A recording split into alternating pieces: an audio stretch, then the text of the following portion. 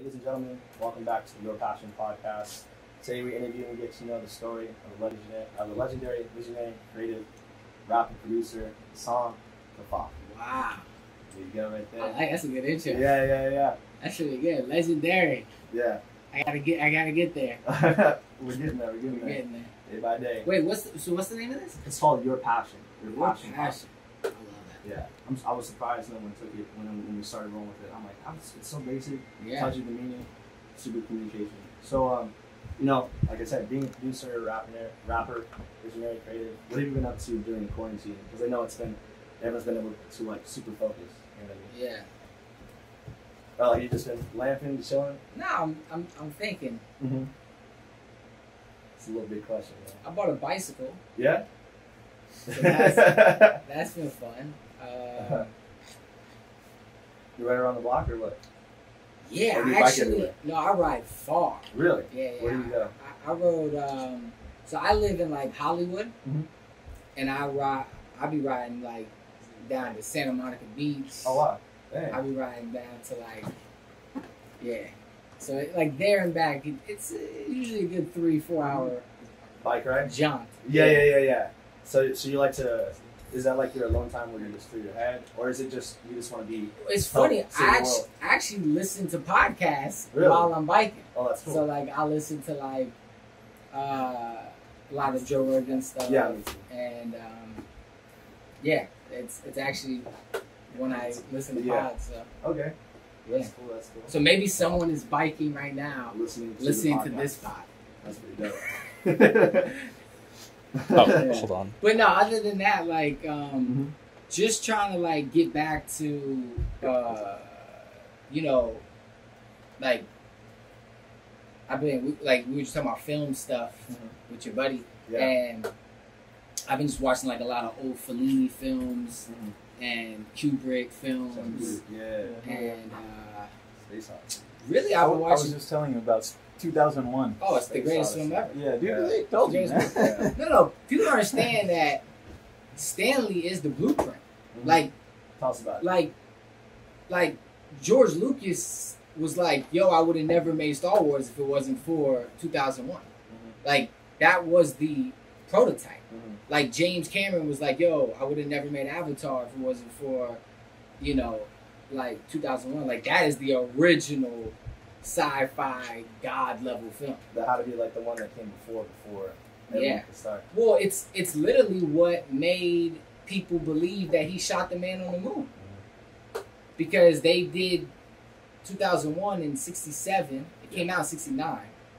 But they was filming it for like, I think 3 or 4 years. Yeah, a good portion. Yeah, like they were filming for a while. Because he literally got cameras made for that. Like, NASA helped him create lenses that didn't exist. You understand that? You understand? That's insane. Like, lenses didn't exist. Yeah. Like, he shot Barry Lyndon all candlelight. That's insane. You understand that? No, I don't think people understand that. No, it's like it hasn't hit yet. Yeah. No, back then to shoot, how crazy that is. Matt knows. Now it's, you can shoot candlelight. But back then to shoot Barry Lyndon, but it was so genius to him because he was like, yo, if I'm doing a movie about olden days, they didn't have electricity. Yeah. So I want to shoot. I mean, he's unreal. Yeah. He's just the greatest. And I also love how he just pushed the actors. Like, the girl in The Shining, she literally went insane for 2 years. She spent like 2 years in a mental rehab situation because of how much he pushed her. So, I mean, you talk about like Mamba mentality. Yeah. Stanley was like, yo, by any means necessary to get these products done. I also love that he did one movie almost in every genre and then just kind of dipped. Like, yo, I'm going to do the greatest sci-fi movie of all time, and then I'm out. That's it. And then I'm going to go do the best military Full Metal Jacket. I'm going to do the best army movie, and then I'm out. Then I'm going to go do the best horror, Shining, and then I'm out. Like, and then Eyes Wide Shut. That was potentially greatest film of all time. That was really good. And the whole movie is exposing the Illuminati, and he died right after that film. You understand that? All right, Some I get people excited about Stanley. No. It's actually the only thing I care about. Yeah. No, you're passionate about it. Like, man, that's good. That's chill. But you've been rewatching the Stanley films? Rewatching a lot of Stanley films. I saw Eyes Wide Shut because I had time during quarantine, as you know, and like I was like, oh my god, this is so dope. Why does no one really talk about this in culture or like different stuff or like film school, different things, and like just the shots and like the angles, and like he captured like New York City, the feeling of what it was like to be in New York City when he was like being followed. He was all paranoid and worried. I thought it was so cool. Yeah. And guess what? Stanley was Tom Cruise. He was being followed because of shooting the man on the moon. Exactly. He actually put little things in The Shining. If you see the little kid, he's wearing a sweatshirt of the USA rocket going up to the moon. The little details. He was letting you know that I did it. Yeah. He put all these little things in the movies, and because here's the thing. If there's no gravity on the moon, why was the flag waving? Yeah, there's a bunch of different stuff that people talk about, and it's like crazy, and like people go back and forth about it, and like people still debate about it to this day. But there's some evidence or some evidence. Yeah. So it's like it's crazy. Well, here's my question, right? The one question to debunk it or whatever is, why haven't we been back since? Yeah, I know. It's like this funny thing is America decides to invest in all these things, and yet we decide to abandon science, which is the only thing that will either A, lead us out of this planet, or B, help us as a giant human race and bring us all together. And I think that's really funny because everyone's kind of focused on these different things, different departments, and then education as well. Education isn't as funded as it should be in America. I think they did a thing where it says in the 60s, America went from like, I think it was like top 20, and then now we're down to like 40. Like we just dropped to a whole different thing. That's interesting. And like it's crazy. Like, yeah. So that's crazy. But what was your life like? What was your life like at an early age? And where did you grow up? Like, did you go to private school, public school? And then what was your family situation like? I gotta know. Okay. Well, I was born in Florida, unfortunately. Unfortunately. But you were born in Florida? Yeah, I was born in Florida. Like my father was born in Iraq, and at 7 years old, Saddam Hussein and like the regime came into his house and drug him and his 15 brothers and sisters out the house, decapitated their father, which is my grandfather, because he was in the parliament. So he was like prime minister vibes, pre-Saddam Hussein. He was like in the government. And then Saddam came on some dictatorship and just was like, yo, anyone who's in it is getting it. Yeah. So after that happened, my father and his 15 brothers and sisters and the mother, they became political refugees. And they started living with like the Kurdish people. Okay. So they lived everywhere, like Turkey, Jordan, Syria. They lived in Jordan, Syria, Lebanon. They lived in Egypt for 2 years. They was like on the run. Yeah. So that's my father. My mother is, she was raised kind of like in the Appalachia mountain area, like Pittsburgh, over there. She's Irish, French, which is another good movie, Gangs in New York. I just saw that, and that showed like the Irish people coming over to America and like how the whole process badly they were treated. And I just love Daniel Day-Lewis. Daniel Day-Lewis is like, I think, the greatest actor of all time. So that's my folks, and I grew up very polarizing because my father's Muslim, and my mother is super, super, super Christian. Really? And at this point, she don't even like having nothing attached to it. She just calls herself a Jesus junkie. Gotcha. So no labels. Yeah, no labels. But my father's Muslim. So it was very polarizing growing up. Gotcha. It was like you had both sides of the perspective. Yeah, so like we're learning different. I would say different traditions, and then also different perspectives from those faiths. Absolutely. So I was going to church on Sunday morning, coming back and seeing my dad, praying 5 times a day, and so just kind of seeing that polarized vibe. But then also, funny enough, I learned more about Jesus through the Quran. And people don't understand that Jesus is actually mentioned in the Quran Yes. more than he is in the Bible. Yeah. That's a fact. You know what I mean? But people don't want to tell you that because they The want Old Testament. divide and conquer. Yeah. Similar to what's going on right now, which we'll probably talk about. But so I actually learned so much about Jesus through the Islamic faith, which was ironic. But yeah, so what was middle school like? Like what was schooling like for you? For like high school? Like, did you go to high school? Did you fit in? Yeah, I played basketball a lot. Okay. I was really into basketball. I was like the original like Iverson vibe of like, it's funny, like hip hop and basketball was always like connected. Like rappers wanted to be basketball players and basketball players wanted to be rappers. They still do. Yeah. And but yeah, just like, just Ninja Turtles. I'm trying to think like what other vibes. Yeah, but middle school was cool. I mean, I was really an athlete and really playing ball. So I've still to this day I've never drank or did a drug. Mm-hmm. So that's an interesting tidbit. Yeah. But high school, was it like? Did you feel like it was a significant time? Did you feel like after high school then you like grew as a person, or was it like?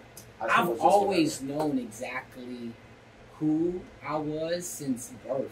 Really? And exactly what I wanted to do since birth. Mm-hmm. You know how people be like, man, you come out to LA and you trying to like find yourself and you trying to like figure it out. It's not about finding, I don't think. I think it's about remembering. Mm-hmm. Remember who you are. Like Jesus said this thing, remember. Like what we were. And, because you get jaded by all these things of like, this is what you're supposed to do. Right out the womb, if you're a boy, they put blue on you. If you're a girl, they put pink on you. Like, maybe I wanted to wear, maybe I like pink more. Mm-hmm. So it's like, because it's a more vibrant color. If I'm a baby, it's like, that's a better color. Yeah. But it's like, that's what I'm saying, all these things that get put on you. So, yeah, I think that, for me, it was just like, I've always known.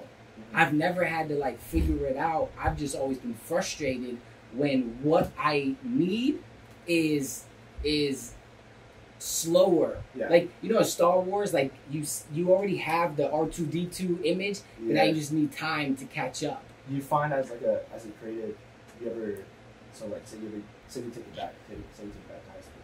Because I find this like to myself when I'm starting like my clothing business. Yeah. Like I'll have ideas of what I want, and then it's like it's the whole thing that gets the whole thing. Oh, I gotta turn it out to a printing back. All this printing back to get better.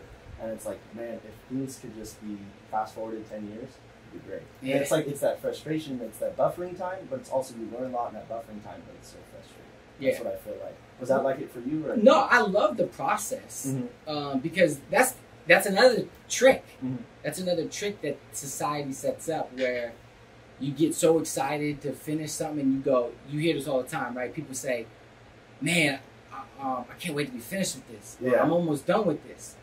But the only good thing about being finished with something is hopefully someone liked it enough to allow you to start something else.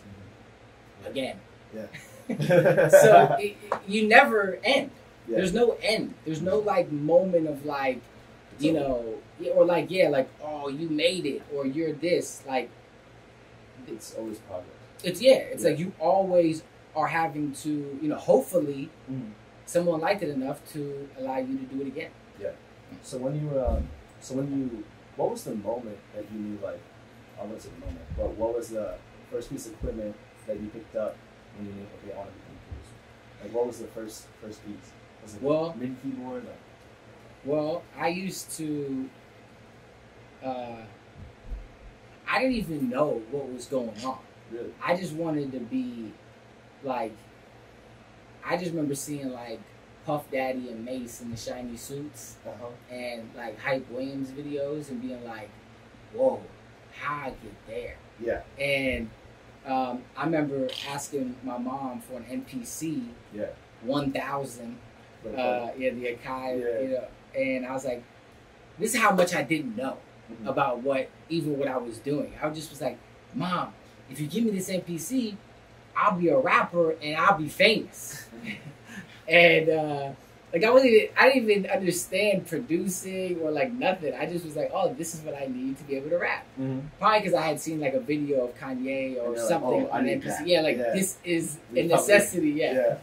So so I remember getting the MPC, but which was a long task because, you know, I was into a lot of different things. What were you into during that time? Like, were you figuring stuff out, and what were those things? Well, this was in high school, so I think I was just like, you know, like any kid, you know, you're asking for this, you're asking for that, and it's like your parents don't know what to invest in because you ask for so many things, and it's like, well, you know, this is like $2,000, which was like the Dr. Evil price for me. You know, I was like $1 million. So it's like. So I remember going to Sam Ash and Guitar Center, just like being there from morning to their close, just working on the MPC and like asking the workers like so many questions, million questions. Yeah. They probably hated me or whatever. And finally, I was like, Ma, this will be my birthday, Christmas, all in one. Let me just get this. I need this. Like all the money that you would have got. Yeah, like this will be everything for like the whole year. Yeah. And then when I got it, I just looked at it. I didn't even know how to use it. And I was trying to read the instruction manual, but at this point, even now when I get new equipment, I'm just like, you know, forget the instruction manual. Like, it's just, you break it. Figure out, you know. It's like, but yeah, like, so then I had it, and I was like, okay, now what do I do with it? Because I didn't know how to sample. I didn't know how to loop stuff. Like, I didn't understand it. And then... What was the first thing that you figured out? You're like, oh my God. Like, there was like the oh my God moment. Well... Like, I figured it out. Or like the one thing, like, you uploaded a sample. Well, I remember, like, they had, like, demos that were loaded in it already. Yeah. Like, with beats and stuff.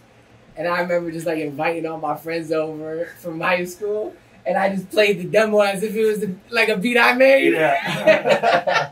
And everyone was like, "Oh shit, he's a prodigy." And I was like, "Yeah, told you jokers." I feel like the man. Yeah.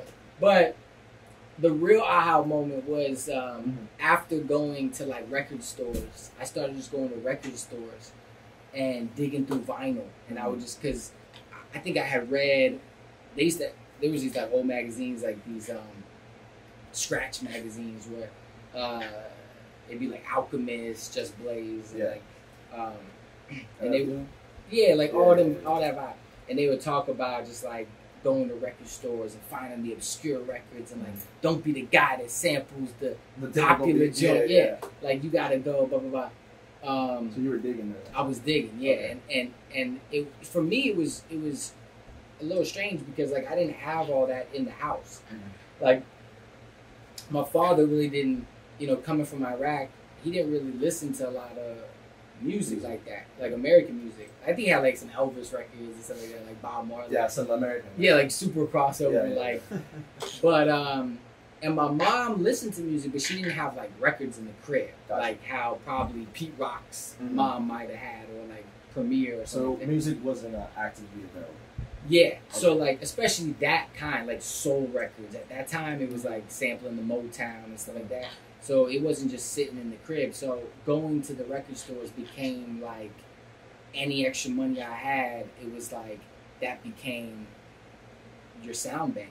Gotcha. You know, it was like, yo, you gotta go get the records. You just gotta work with it. Yeah, so like that was so what I did was I just bought all the vinyls that Kanye used for College Dropout. And I said, I'm just gonna remake the College Dropout. Yeah. I'm gonna try. Yeah, tried it. Yeah, so I remember getting the Mandrill record, which he used for 2 words. I remember getting the Aretha Franklin record for Spirit and for School Spirit. That's a nice sample. The Shaka Khan record.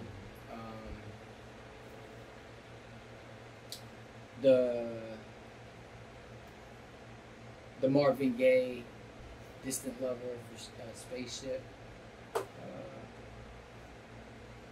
Luther Vandross for Slow Jams. So yeah, it was like all these just nerdy things that I was like, yo, I want to try to recreate college rap. Chop the samples the same way and everything. So yeah, so that was like the first thing. And I think the first one I did might have been like, I think I might have chipmunked We Are the Champions, the Queen record. Yeah. And I was like, oh shoot, Yeah. okay, all right. And yeah, and then I think I looped a part that actually like looped properly. Yeah. And then I was like, oh, okay, you gotta set the tempo and the Slowly, BPM. right? And yeah, I'm like, whoa, this is a lot of math. Yeah. Like, I probably should have paid more attention to that. And because this was like, at this time, now computers and stuff like that will detect all that, but like on the MPC, you're tapping it out or it's by ear. Yeah. And now I still use the ASR 10, which is completely by ear. Like there's not even really a screen. So, but anyway, right. Yeah. But did you so during that time, did you find people, or was it people in your high school who wanted to be a rapper, and you're like, okay, I'll produce for you? How did you go about that? What was the plan? Yeah. Like, all right, I figured it out. What's next? So that's a great question, and I was just telling him. Yeah, I'm curious, man. So I grew up in Florida, in like a really, really southern kind of area, and all the rappers at that time, they was listening to like, just a lot of South artists, and I wasn't making those type of beats. Like my first batch of beats were very like East Coast, like Diplomats, like Heat Makers vibes. Yeah. So I was not really excited by any of the rappers that was around my area because they was just doing like Laffy Taffy kind of vibes. So I couldn't really connect with it. And then I met, actually one of my friends who was from Florida, he brought this kid over and I accidentally had pressed play on, I used to have this little digital workstation thing. Yeah. I pressed play on it and then I stopped it immediately because I was like, oh no, it's the wrong beat. Y'all not gonna like this. Because it was a bunch of like South rappers. Yeah. And then the one kid that he had brought was like, no, wait a minute. Did you hear that? Play that again. Yeah. And I played it, and I remember he wrote a rap, and I was like, yo, where you from? He was like, yo, I'm from the Bronx. Yeah. And I just moved here, and so we became like best friends, and he had like 5 friends. He had a brother and like some other friends that were from New York. So that became like my crew. Gotcha. And so that became like the entourage that like you started your creative ideas. Yeah, they were my first. Like that was my Wu-Tang clan. Gotcha. If I was RZA, I was like, yo, I'm excited to produce Raekwon's album, and I'd be, and that was my first, like experiment of, That's really cool. Yeah, that's cool. So so from Florida, at what age did you come to California, and then what was your plan once you got to Cali? So I actually,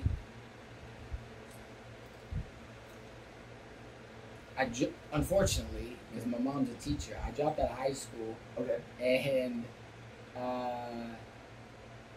right when I dropped out, I came out here and to LA, and the first, I was just like walking down Melrose. Was there a reason you're at Melrose? I just was looking around. It might have been my 4th or 5th day in LA. Okay. And I was just like, I was trying to walk to Hollywood, but I just was like, oh, Melrose. I heard of Melrose, and I think there was one of those songs, Down on Melrose.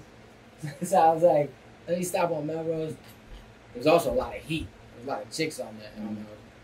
And and then I remember seeing some guys. We started talking about hip hop because there used to be I don't know if you remember Fat Beats. Fat Beats was a legendary place. It was in New York, and and it was on Melrose. It's gone now, unfortunately. But Fat Beats was still there, And anyway, I was talking hip hop with some of these guys, and all of a sudden a Rolls Royce Phantom pulls up. What color was it? It was white. It was white, and I'm freaking out because I'm like, I'm from Florida. I've never seen this. Yeah. I mean, I've never even seen like a big whale like this. You know what I mean? And I have my Beats in my backpack. Like I'm like, you know what I mean? I got Beats. I'm like, yo, I'm here. I'm in LA. And I remember like kind of fanning out a little bit at just the car. And then all of a sudden, Nick Cannon gets out of the car. Man. And I'm like, oh shit, Nick Cannon. Yeah. And the dude who I was talking to was like, yo, bro, don't be acting all like thirsty, bro. Yeah, like, yo, you acting like, you know. And I was like, what are you talking about? Yeah, and he goes, hey, bro, if you go over there and he disses you, don't think about coming back over here. And I go, I don't know you, bro. I just met I don't you guys. care, it doesn't make a difference to me.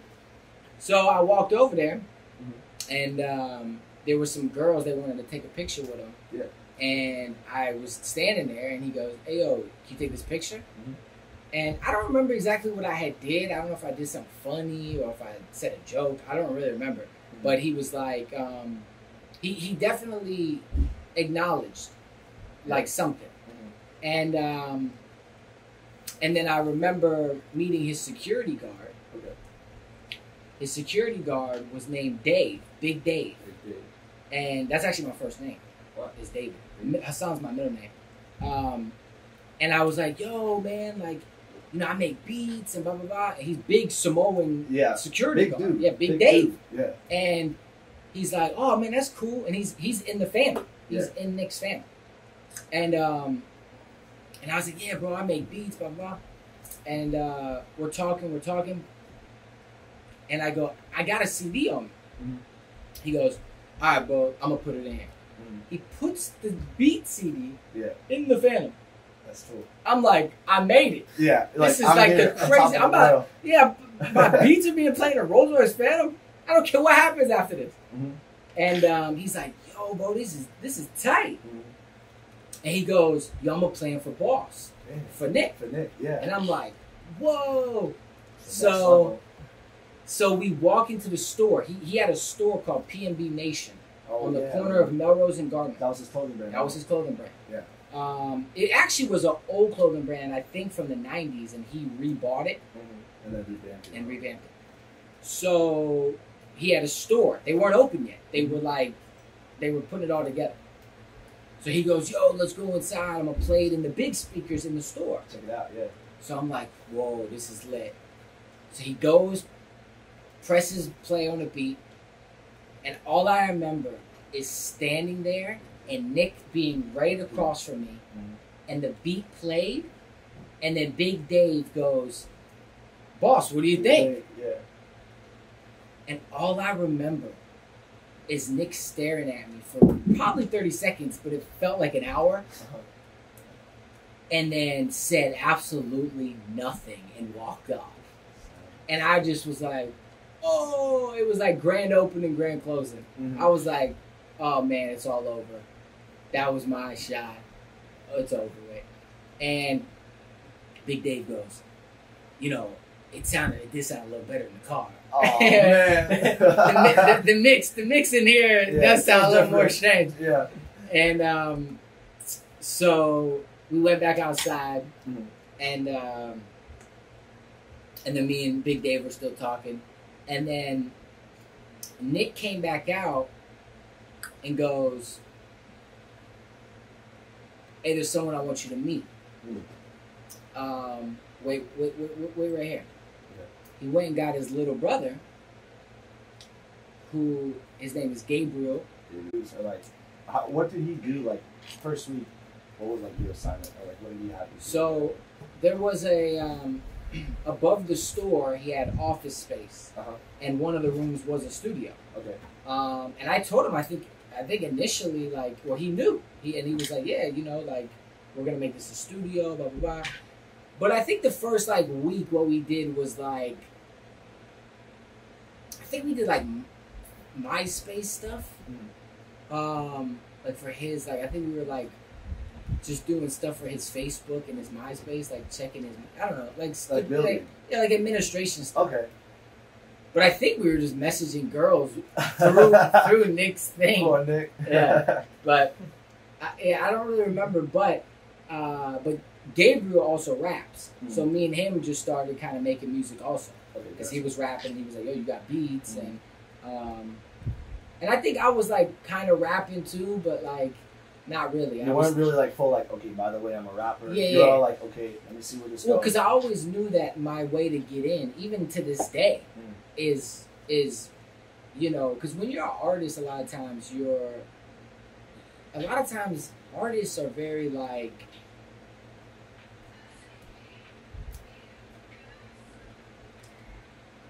They need a lot, and they don't really give. Okay. Artists are very selfish folks. They take a lot. They take a lot and they don't give. Producers are an asset because they can give, and so when you tell someone, "Hey, I'm an artist," it almost sounds like a liability. Yeah, it's yeah. You know what I mean? It's like, all right, well, that means that you know. But when you're a producer, someone can look at that as an asset. Like, oh, I have a roster of artists. Maybe you can produce them. Yeah. So even to this day, when I meet people that I admire, like just in passing, I'll always start the conversation with, "I'm a producer. How can I help?" Gotcha. Because so you want to yeah, because if you just had a party and I come to your door with a broom and say, "Hey, I heard you had a party.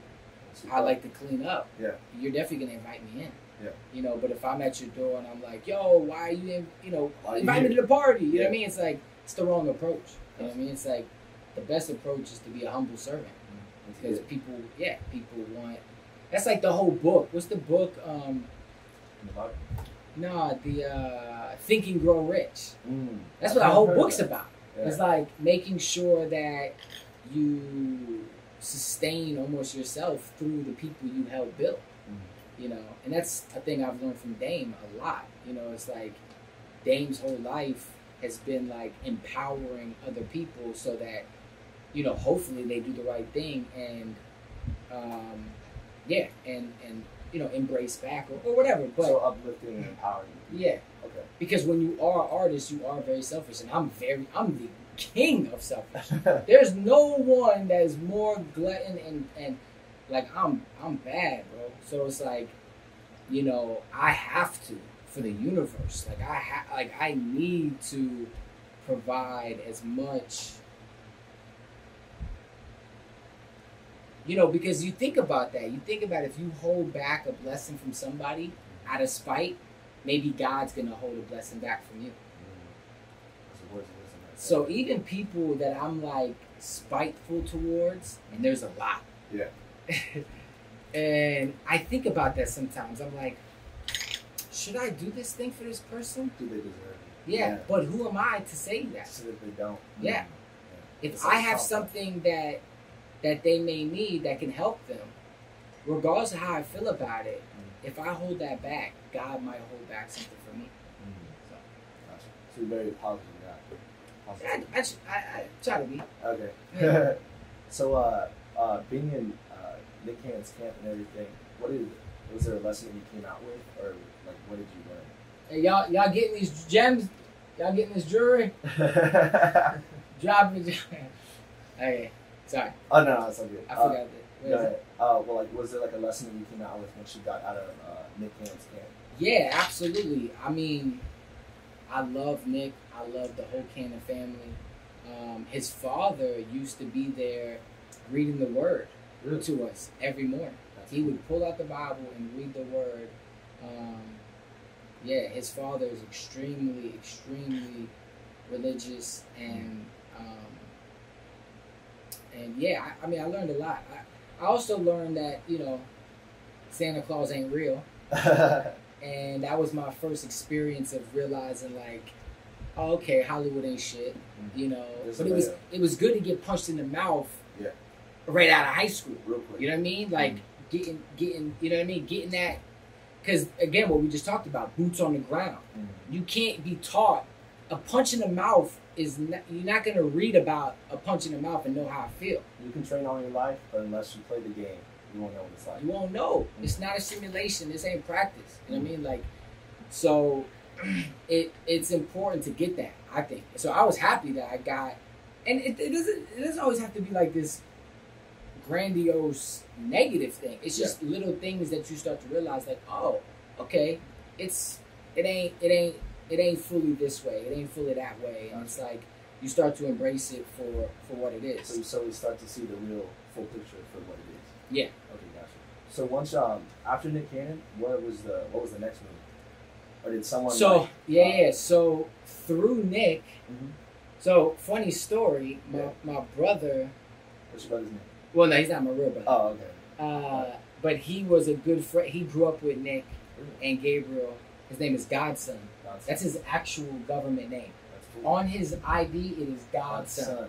Because his father gave birth to him and looked up to the sky when he was born and said, God, what should I name your son? That's interesting. Yeah. That's really I don't know if he would feel weird about me telling that story, but yeah. it always stuck with me. So, but anyway, so he used to send out these Sunday flyers every Sunday on an email list. Okay. And I was in the email list, so he would send these like parables or like these pages from the Bible. Gotcha. And one day when he sent it, he didn't hide the CCs. So I got the whole email list. Yeah. When he sent that. And in one of the emails was, one of the emails was Malik Youssef. Wow. Dang. And I remember always seeing Malik Youssef's name attached to Kanye stuff. Yeah. I'd be like, wait, I see this name. Together, yeah, like I always see it. So I immediately emailed him a beat and went to his, I think it was a MySpace or Facebook. I think it was MySpace because I remember going to it, and then I remember that he was like following Kanye. Yeah. And then I went to Kanye's page, and I saw, like, you know, in MySpace days it was like the top 5. Oh, or top 8. Yeah. And Malik was in Kanye's top 8. Yeah, so I was like, oh snap, like I got the list. Yeah, like that. Yeah. So I remember messaging him on there and emailing a beat, and he hit me back immediately and said, "Yo, I'm working on an album called Kanye West and Malik Youssef presents Good Morning, Good Night, and I want to use this beat that you just sent." Yeah, and then a couple weeks after that, I remember he called me and said, "Hey, yo, I'm getting GLC on this song." And I'm like, GLC? Yeah. I definitely know GLC. He was on Spaceship and Drive Slow, on College Dropout. I'm like, man, this is awesome. And then like 2 weeks after that, he called me again and said, yo, I'm getting Really Though on the song. And Really Though was on We Major, on Late Registration. So anyway, me being a fan of Kanye, like, you know, I'm like, holy smokes. Now I got like 3 of Kanye's best friends on a beat. So entourage. Yeah. And so that was my first placement. Okay. And I remember getting the album booklet. And did you look for your name? yeah, I remember reading it, and I remember the track before mine.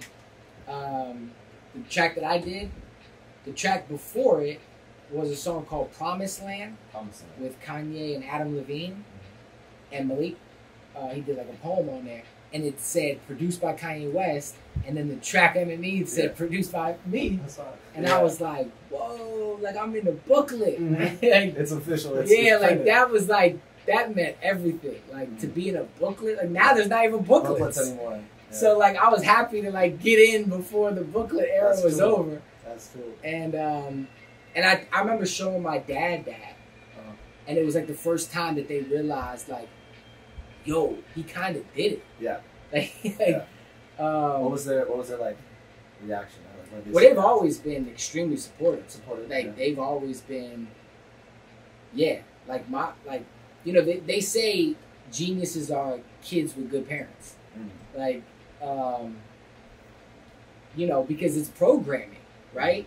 It's like we become what we learn in the Yeah, like I don't remember who said it. It might have been Kanye that said it, but it's like there's kids that are told that they won't do something, and there's kids that are told that they will do something. Yeah. And you know, the man who says he can is probably right, and the man who says he can't is also probably right. So it's like, yeah, they were always extremely supportive, and like my father used to play like The Secret on audio. You remember that book, The Secret? Yeah, like that's cool. Law of Attraction, like manifesting, and I was trying to talk about all that when we did the Big Boy interview. I was just so nervous. Yeah, you're like. I was so nervous, but like I think I said it. I got it out. The whole like manifestation part. Yeah. That was my main bit I wanted to get out of there. It was the astral projection. Dude, speaking of manifest, like I didn't tell you this earlier, but I just transferred to LMU, and my routine was wake up at 5 a.m. And then by 5:30 I'm out. I go to the gym, and during that buffer time, I call this thing called my quantum journal, and I open the notebook, and then I write down. Like I attract people who are going to help me start my clothing line. I have positive affirmations, and then like for my manifest reality, I put I will interview Hassan Khaffaf. Wow. And then I told my brother too. He's probably watching on live. I'm like, dude, I'm gonna interview this guy. He's like, all right, yeah, whatever, we'll see. And I hit you up, and then God is good. And wow, man, thank you, brother. I'm honored, man. I love this. I love I love the support you've been showing me, and we out here, we figuring it out, man. So I appreciate all the support, and I love this. Like this is what you got going on, y'all. Yeah. So you were shout out to your brother. Yeah. His name's Adam. Yeah. He did it. But so once you were on the track, was Kanye or was someone all like, okay, you're in the camp? Let's see where we're going. Well, no, at this point I still hadn't met Kanye. Really? No. So what were you doing once you got off the track? Like were they all like, all right, let's bring it back for another track, let's see what we can do? So me and Malik really started building after that. Yeah. And I remember they had an album listening party for the album. And I was like, oh, I'm going to meet everybody at the listening party. Yeah. Because Big Sean was on the album, Mr. Hudson. I'm trying to remember who all was on the album. I mean, it's on the internet thing. But like, I think No ID. Yeah, Common was on it. Yeah. John Legend. But John Legend just started. Yeah. Trying to remember who No ID had produced. There was a lot of folks on it. Yeah. So I was like, yo, everyone's gonna be there at the album release party because I'm thinking that's what it is. So Kanye's gonna be there. I'm like, yo, this is lit. So I went to the album release party in LA, and I'm so excited. I'm like, this is it. I'm gonna meet Kanye. I'm meeting everyone. Yeah. I'm gonna be super producer. Yeah. Right? Official. Yeah. And I'm in there, and nobody. No one's there. No one. No. I'm like, well, I mean, there's folks there. Yeah, but there's like no one like that was on the list. Yeah. I'm not like saying, Yeah, you're not fanning out. Where's everybody at? Yeah. Where's the heat? You know what I mean? And yeah, I was so disappointed and so sad. And I was like, oh man, all right. And I think maybe a month or two after this,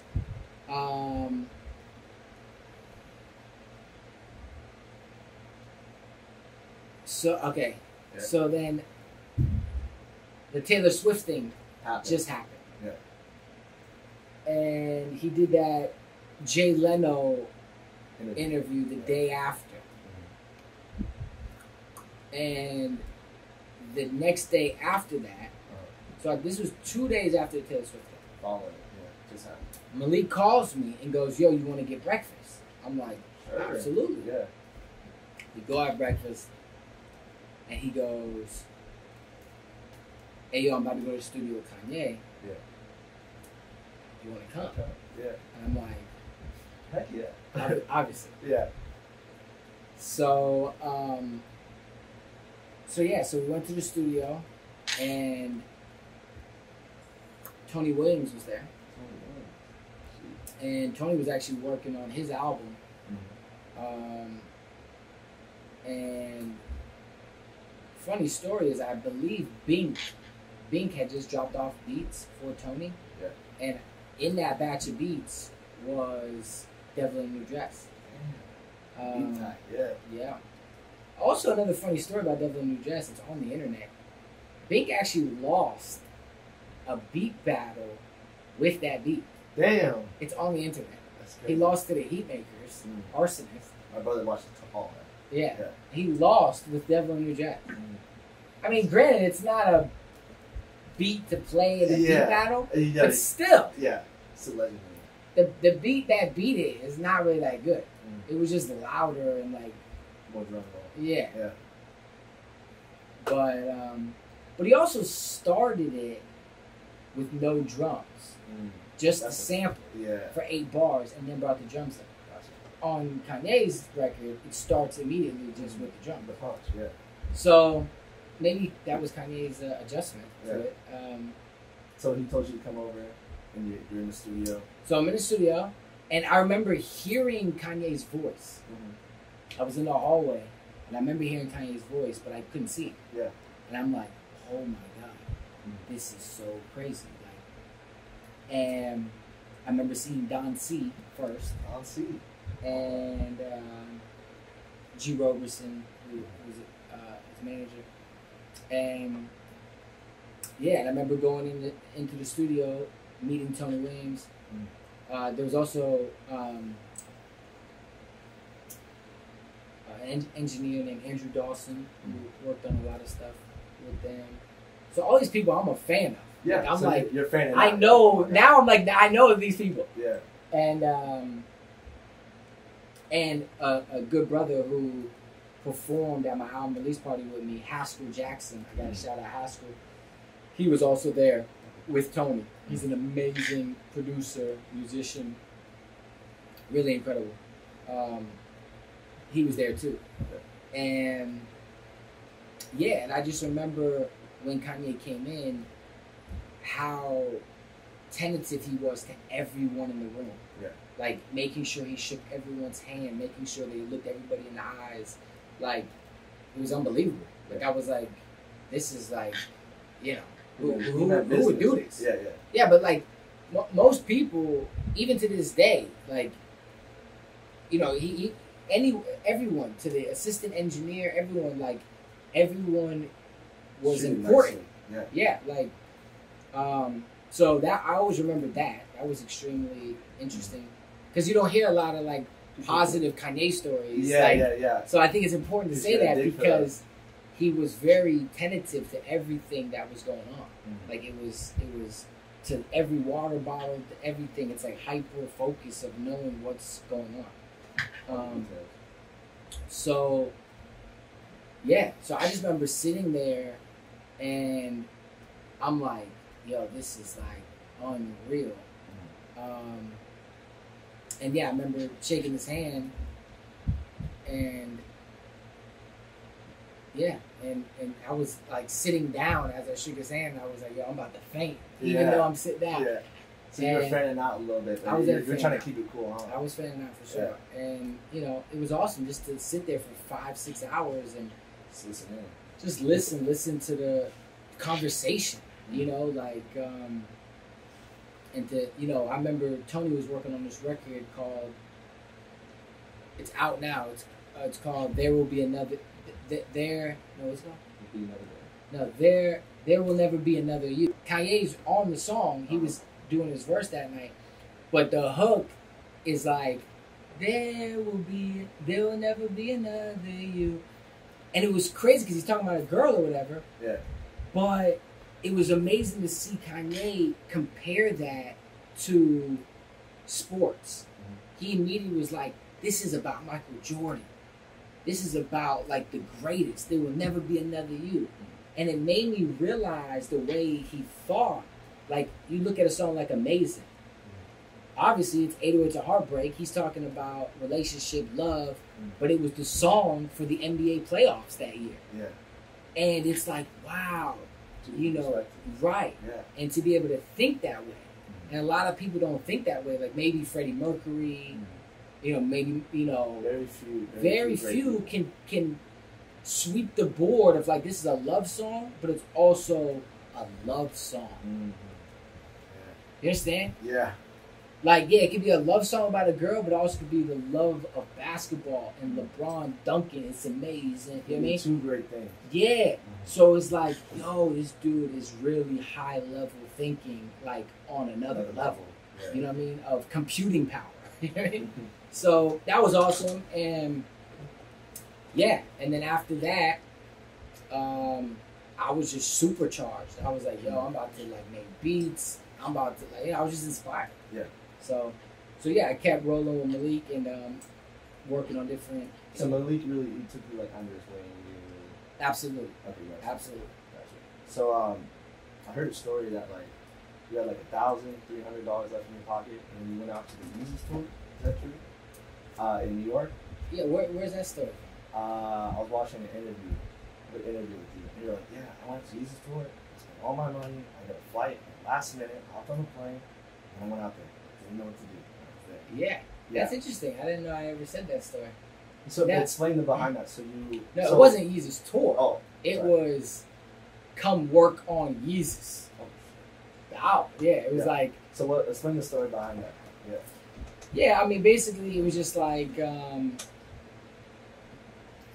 yeah, Malik was like, yo, if you can come out here, Mm-hmm. you know, I can get you in the studio, and we can, you know, you can play some beats, or like, you can just be here for the process. Yeah, watch.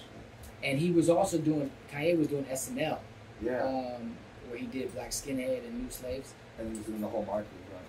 Yeah, he was doing all that, and Virgil was like thinking of like all the projections on the wall ideas, Mm-hmm. and all those things. And I'm like, yo, let's go. Yeah. I'm gonna roll the dice. I'm gonna spend the last dollar. I still do that though. Yeah. I still spend the last dollar every time because I'm gonna always bet on myself. I'm always gonna risk it all. So that's the only thing you can do. Yeah, because what? I'm gonna spend it anyway. Yeah. So I might as well spend it on something that is at the bare minimum gonna be an awesome experience, Exactly. and potentially gonna give me more money. Exactly. So, if not, I'm gonna spend it on some, whatever. Yeah, whatever. At that time, Jordans or some girls or Chinese food. Yeah. You know what I mean? Like, he's gonna do dumb stuff anyway. Yeah. So, yeah. So I went and I slept on the floor in the hotel. Damn. So with the whole process, is it very high speed, or is he come in and he's like, all right, you do this, all right, here's the sample, figure it out, and he's like, okay, I'll come back in an hour, I'll get work on this. Well, I remember going to the studio the first time in New York. It's weird because like studios are like very, like, you got to go in this it's all like elevator, and then like very, New York is just New York. Yeah. So like the studios are Limited so space. like like I remember Uncle Murder randomly was just in the room next to us. Like he had the whole floor. Like Hudson Mohawk had his own room. Young Chop had his own room. Killhoffer and Mike Dean were in the main room. Yeah. And then like randomly in the room around the corner, Uncle Murder was just in there. It's completely not involved with the project. And shout out to Uncle Murder though. I love Uncle Murder. Yeah. Or maybe it's just Murder now. Is it just Murder? I don't want to be disrespectful to the name. Because anyone with the name Murder in their name, I don't want any smoke. Yeah. Anyway. So the creative process. Yeah, but it was awesome to see, like I just remember hearing those Nina Simone Strange Fruit chops coming out of Hudson's room. Yeah. And being like, wow, that's beautiful. Yeah. And then hearing the angry industrial drums that Hudson was programming over the top of this beautiful piano bed. I'm like, how's that gonna work? Yeah, I didn't think but that was the moment again where it was like only Kanye could do this. Only Kanye would take the most beautiful piano Nina Simone sample and then somehow mix it with the most industrial house electronic drums of Hudson Mohawk. Like that is what makes him Steve. When he says he's Steve, that's what makes him that. Right That's there. it. Yeah. Of like putting two things together that shouldn't be together. Juxtaposition. Yeah. Crashing ballerinas next to Pusha T. Like, you know. Yeah. I think it's really cool how he knows the people who are like, all right, this guy's electronic, let me bring in here. Okay, this guy's alternative, and then we got Mike D with the. Yeah. I like but it. Think that's about really it. cool how he knows, like, okay, I know who's this person in this industry, let me bring that crew together and see that. Yeah. But think about it. Ever since bringing Mos Def to the studio with Jay-Z, he's been doing it since, you know, he's been doing the polo shirt with the Jordans. It's his whole life. Yeah. It's really one of his greatest contributions to pop culture. And now he's done it on a level of like, you know, because you remember when it was said that there wouldn't have been an Obama if there wasn't the Cosby Show, right? The Cosby Show prepped America for a black president. Like they was like, oh, okay, you know, that's just the truth. Kanye and Kim now have prepared really the world for interracial relationship. So like he really on another level of like he's doing a lot of stuff that people don't even know. Yeah, but it's the same thing as Mos Def and Jay-Z in the studio. It's the same thing as Nina Simone and Hudson Mohawk. He's on that level across whole different things. He's just sampling in real life now. Yeah. It's true though. It's true. You know Yeah. That's crazy. But so you know, after meeting Kanye and everything, were you brought in? Because I heard, I don't know if it's true or not, but I heard you produced for Teyana Taylor. So was that were you ever like, okay, this is Hassan, he's gonna be doing this? Like, was there ever direction from him, or was it someone external that was like, all right, Hassan, you're So, oh well, I do want to say before Yeezus, Go ahead. before that, I did co-produce a song with Kanye and No ID, and Plain Pat, What up? and because I got a lot of money from that, and I appreciate that. So, I appreciate Asia for supporting that. But yeah, so shortly after that, because when I was in New York working on that, I met Sahai the Prince during that process. Legendary Sahai. Yeah, and I remember playing him songs back then, and you know he was one of the only people that was like willing to listen to the song. So you get a chance. Me rapping. Yeah. So, so maybe like a year after that, I hit him up and I just was like, yo, you know, I think I'm gonna work on my first project. I would love to do a song with you. So he gave me a verse. We did a song, and that was huge because I was like, yo, okay, if I'm gonna really come out rapping now, you know, I need like someone who's really bars. You know what I mean? And at this time, he was doing a lot of writing for Ye. And people, you know, still to this day respect him as a lyricist. Exactly. So I was like, yo, I need to really come out on some lyrical, miracle. You know what I mean? Like, and if I'm rapping with Sahai, you know, that'll be a good look. So we did a record, and then I had a meeting with Che Pope, who was the president of Good Music at that time. And I remember just telling him, like, look, you know, I'm really working on songs. You know, I got the song with Sahai. You know, I'm still doing beats. I need a manager. You know what I mean? Like, and they had just started Good Management. It was basically a subsidiary off of the label, so it was like Good Music Management. It's connected, But this was like right when they were starting, and the No Name Studio had just been built. What I was saying, and yeah, we had a meeting, and I just was like, please, I need you to manage me. You are the president of Good Music. This would be the greatest thing ever. And he had known me because I had also met him during Yeezus. He was in New York for Yeezus, and he also produced Bound 2, which is insane. Awesome song. He also produced the entire Miseducation of Lauryn Hill album. So Insane. yeah, Che is a legend. So shout out to Che. Let's not forget about that. Yeah, Che is a legend, and I love him, and he's always been a solid 100% guy. Anytime I've ever needed him, anytime I've ever annoyed him, bugged him, and asked him questions, he always answers and sits down with me and gives me time. He's willing to educate you. He always has. He's never, he's always kept it 1,000, and I love him for that. So anyway, he was like, "Yo, let's do it. Let's roll." Cool. Yeah. And I was like, "Whoa, like Yeah. this is lit."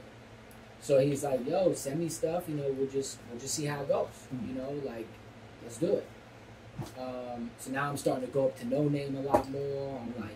I'm starting to be like, "Yo, you know what I mean? Like I'm here." You're becoming a regular. Yeah. Yeah. And he was like, "Yo, send me stuff for Teyana." Yeah. And so I sent stuff for Teyana. Yeah. And I remember he hit me and he was like, "Yo, she likes like 5 joints." And I was like, "Whoa." Oh, 5, She's like, "Yo," he's like, "Yo, she's gonna record on 3 of them."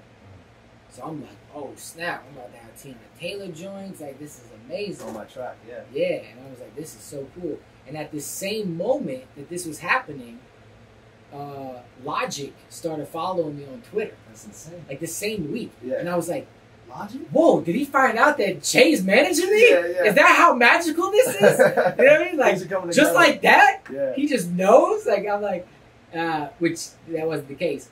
But he did start following me, and he messaged me and said, "Yo, I love these beats." And I'm like, "How did Logic get these? Yeah. What beats?" Yeah.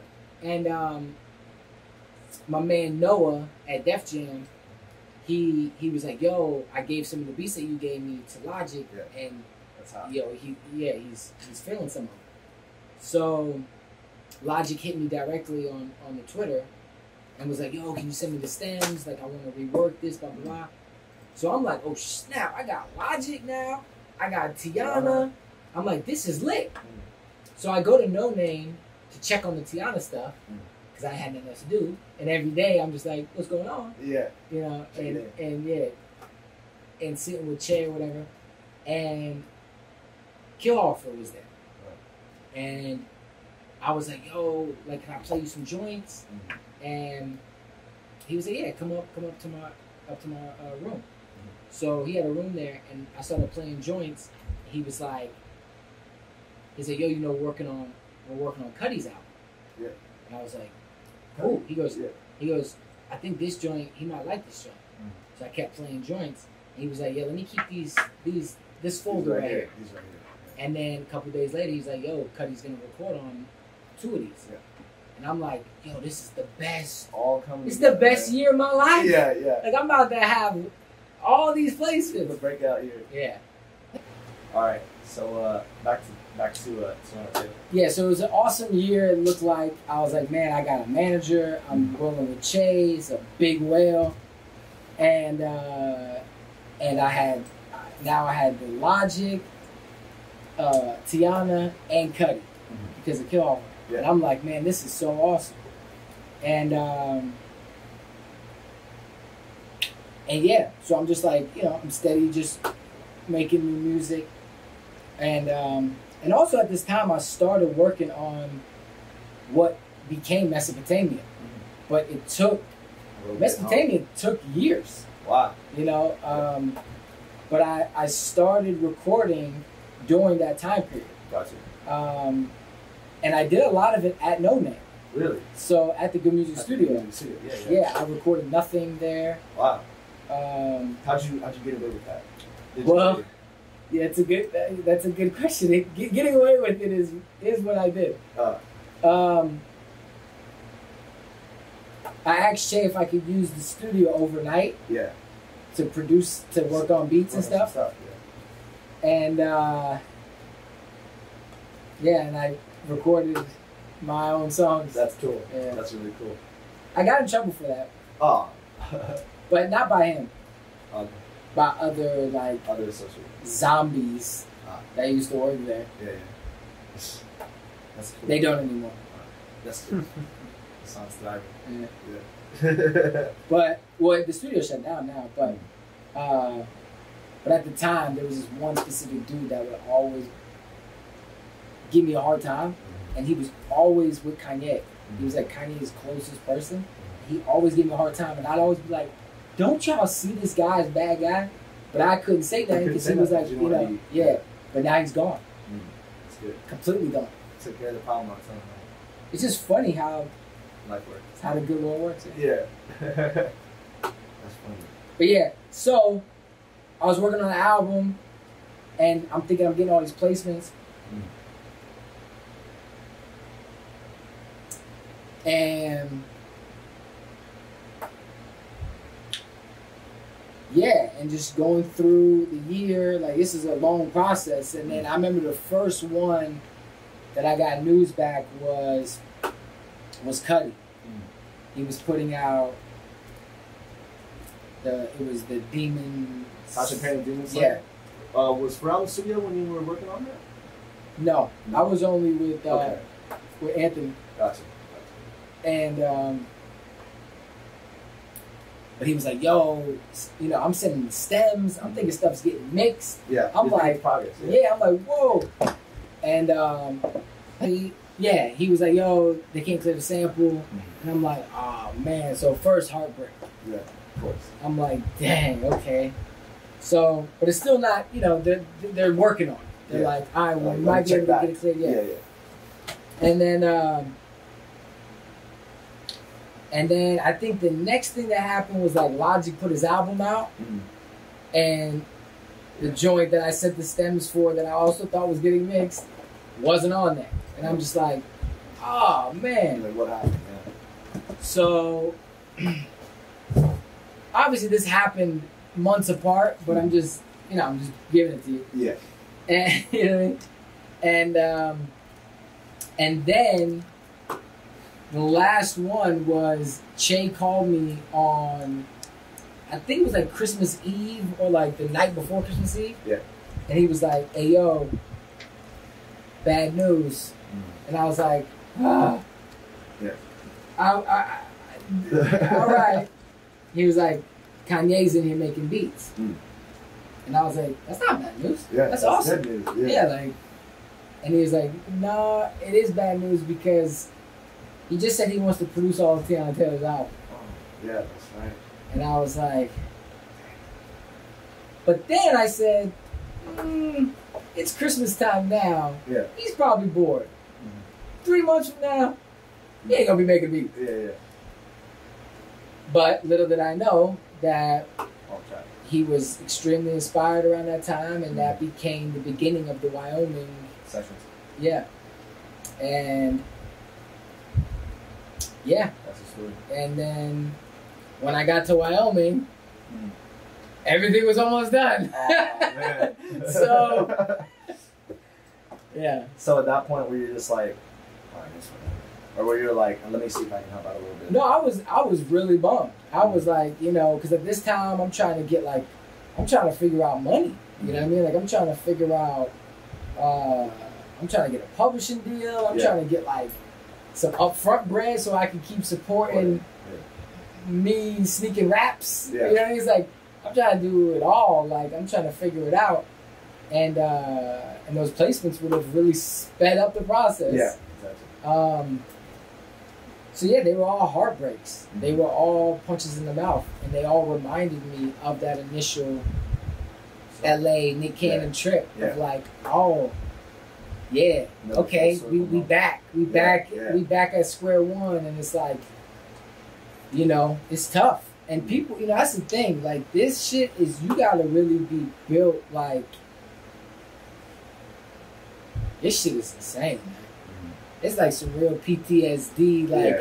Like came back from Vietnam shit. Like like what Ye said in the interview. Like rap is like boxing. More people end up retarded than rich. Yeah, it's like that is a real ass thing, and it's tough. It's tough. Like, you think about actors. Yeah. They get told no daily. Like they go to auditions just to be rejected and shit. Yeah. Like, so you almost have to start to, like Gary Vee. Gary Vee always talks about like fall in love with no. Yeah.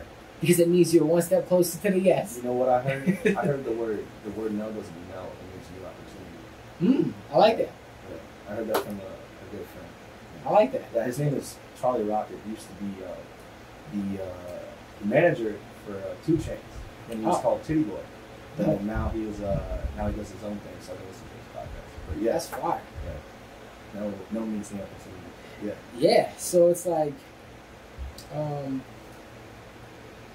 yeah. So it was tough. That was a tough year because it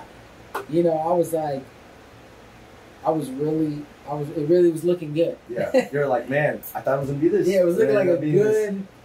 good production year. Mm-hmm. So after that, was it like, because you say, all right, I need to get signed. So then, did Dane find you, or what happened after that? Where was the breakthrough?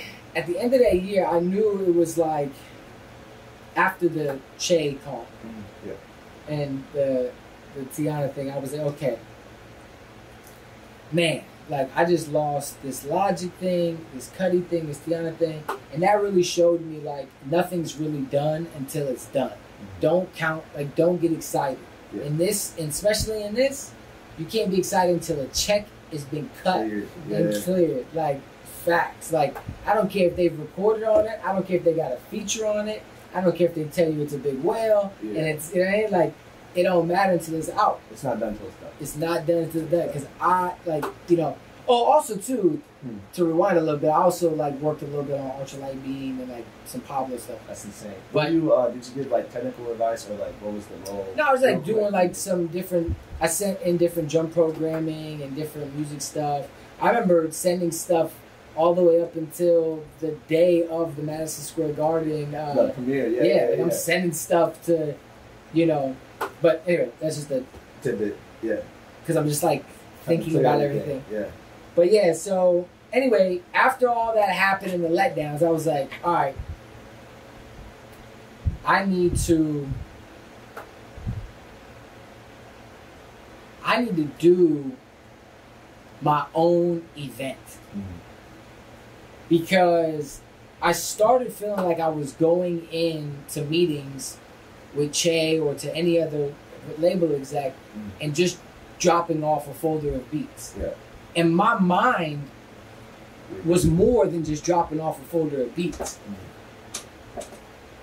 I had to bring people into my mind so that people could understand.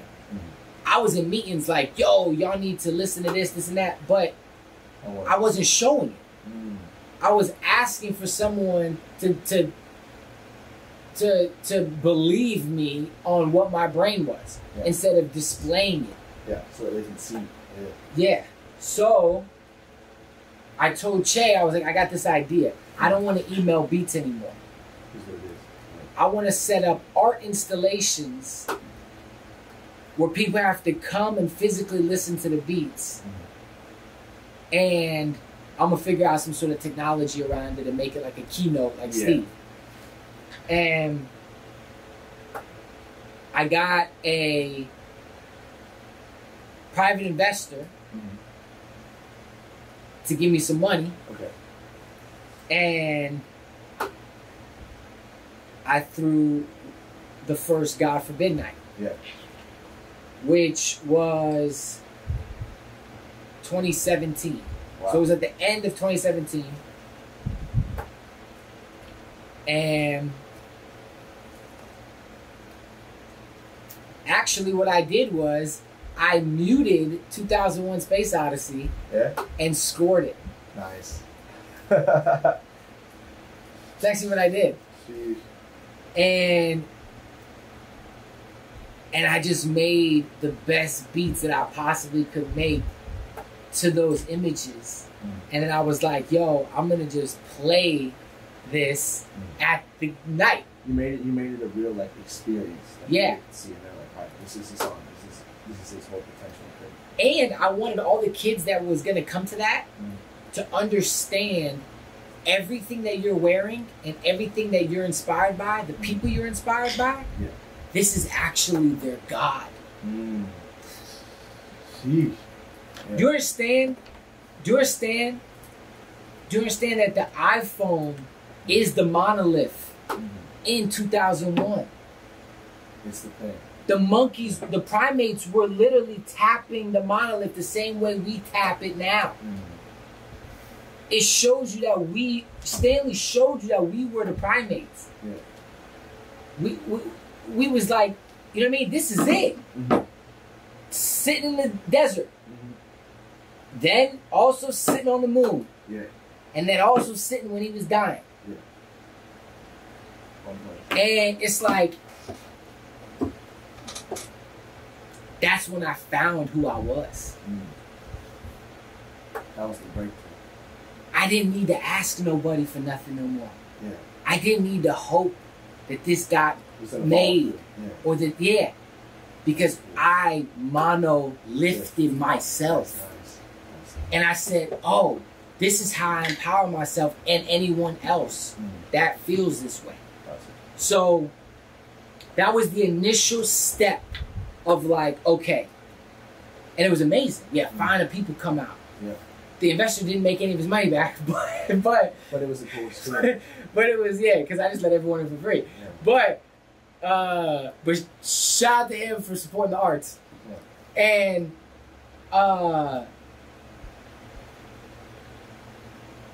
And through that, my boy started managing this girl off Instagram. Okay.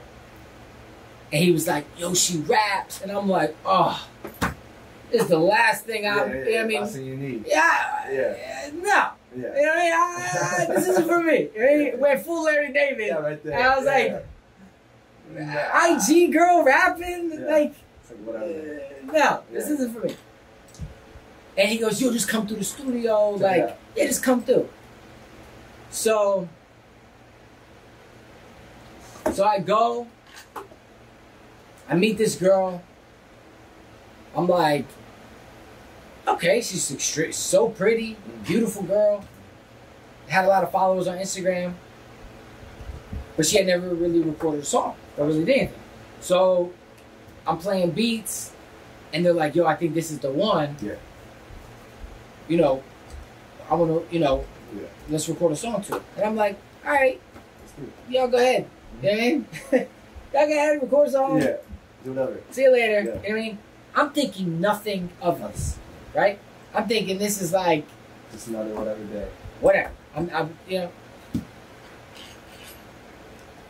2 weeks later, she gets signed to Warner Brothers and puts out a song that blows up, and I don't know if you know her, but her name is Sweetie. She has she like blew up. Yeah. And the song that we did was on her first project, and I'm like, man, I wouldn't have that's awesome. Yeah. And through that, I met her manager. A guy named Max Goose, who's big whale. Yeah. Big man. Big whale, big legend. And through that, he got me a publishing deal with Warner Chappell. Yeah. And it just shows you that I never would have thought that it was gonna be through that. You know what I mean? And then through that, and then through that, I went out to Wyoming to kind of just work on whatever that because there was still last minute stuff. Yeah, I remember getting to Wyoming and Kanye was still recording the intro to his album, and I just went out there, and while being in Wyoming, I ran into Dame. What? Yeah. And Dame was like, I had seen Dame a few other times before that, and we had known each other. But you didn't but then he was like, "Oh shoot, he's really out here in Wyoming. Like he's really out here shaking and moving, like." And he was like, "Yo, I just opened up a gallery in LA. You should come through when we get back. Yeah, when we get back." Yeah. And we had a little talk out there. And just being in Wyoming was just awesome. I mean, just beautiful, like. Is it really like a space? Because I know you talked on it for a bit, but when you go there, compared to like being here, is it really like clear-minded? Absolutely. Really. It's very like. Do you feel very like in touch with like your higher Well, self? where we were at was in Jackson Hole during that time, and the resort. Yeah. It's just the most amazing architecture. Yeah. This hotel, and it's funny because other than that hotel, the town itself is like the smallest town. Yeah. It's literally one bar, a couple market. restaurants. Yeah, it's like so that juxtaposition was interesting to see. You know, the dichotomy of that. But yeah, just super calming, yet very charging and powerful too. Yeah. Like, so you could easily create. Yeah, I mean, it was beautiful. Yeah. It was really beautiful. And yeah, and then. So Dane, he saw you came out to the gallery, and then what followed? And then I started working on some stuff with GLC over there. Okay. We kind of reconnected and started working on some stuff. And then I did. What did I do?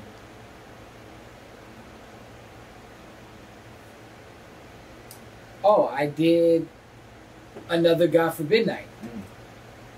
And it was really one of the first events that was at Dame's spot. Yeah. And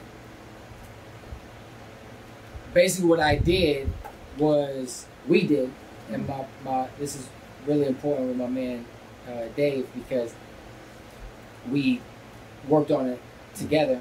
Yeah. And basically what we did was a beat auction. Yeah. Where I would play beats, and in real time, you could take your phone and scan the QR codes on the wall and place a bid on the beat in real time. Yeah. And whoever placed the highest bid got sent the stems directly to their phone with no email.